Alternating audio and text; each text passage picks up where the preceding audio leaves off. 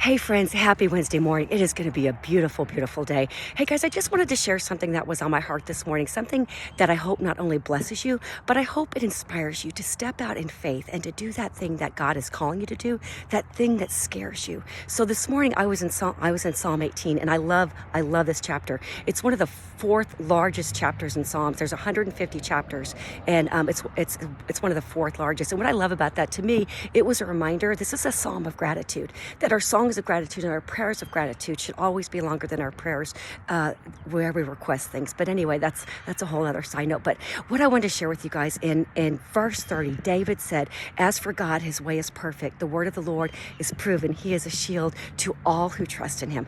I love this so much, because before this, David was talking about everything that the Lord had drawn him out of, that the Lord was with him, that the Lord was with him through the battles, and so he could trust him. He trusted everything. He said that this word was proven true. It was refined by fire. David was saying, look at my life. I am telling you that everything that God said is true. Everything is true. And what I love about this, guys, is that so many of us are afraid to put ourselves in positions where the word of the Lord must be proven true, or we will epically fail.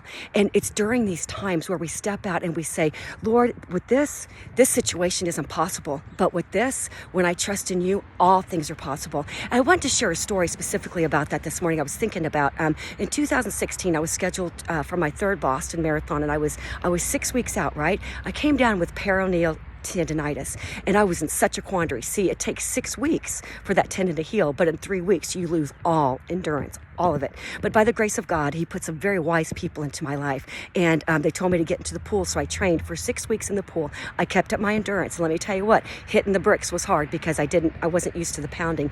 But that morning when I got up, and you will always face opposition when you step out to do what God has called you to do, not just within yourself, the fear that rises up in you, but from other people.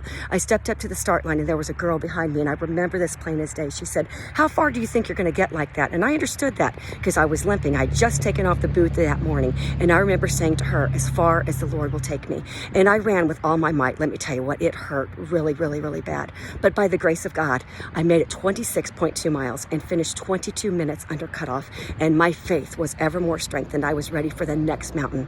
The next mountain. I tell you what, I think more people were inspired to follow Christ than if I had won the Boston Marathon. I was a nobody.